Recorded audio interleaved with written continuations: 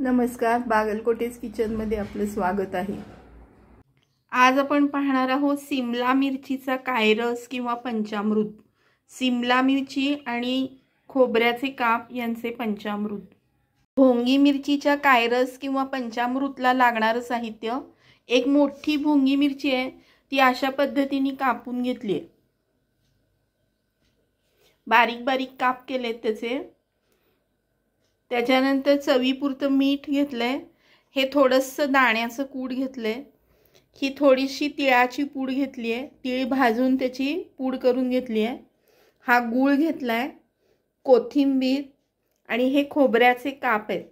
तुम्हाला अखंड थोडेसे दाणे हवे असले तरी तुम्ही ते घेऊ शकता।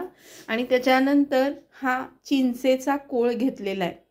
आणि बाकी फोडणीचं साहित्य लागतंय तेल, हिंग, मोहरी, हळद आणि तिखट।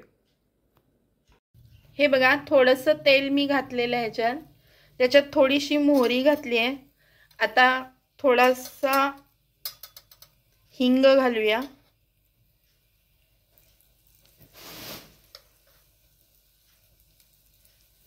त्याच्यानंतर थोडीशी हळद। आता ही फोडणी तडतडली की ह्याच्यामध्ये आपण आपलं बाकीचं साहित्य घालायचं। आधी भोंगी मिरच्या घालायच्या आणि त्या चांगल्या सातळून घ्यायच्या। हे बघा, ही फोडणी आता तडतडली आहे।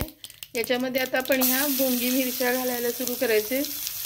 त्याच्यानंतर ह्याच्याबरोबर ह्याचे थोडेसे हे खोबऱ्याचे कापही घालायचे आणि सारखं करून घ्यायचं।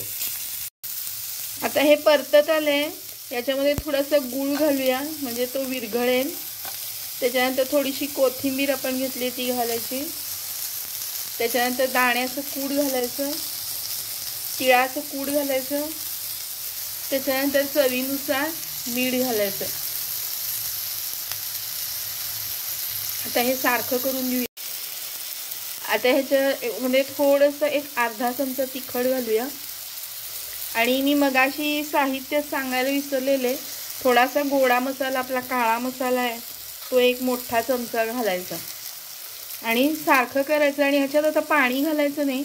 आता आपण ह्याच्यामध्ये चिंचेचा कोळ घालून घेऊया। यात पाणी न घालता हा चिंचेचा कोळ मी घातलाय। आता सारखं करून घेऊया। हा बघा, आपला कायरस तयार झालाय। हा पानात वाढायला तयार आहे। आवडला असेल तर लाईक करा, कमेंट करा, शेअर करा। चॅनल अजून सबस्क्राईब केलं नसेल तर सबस्क्राईब करा। धन्यवाद।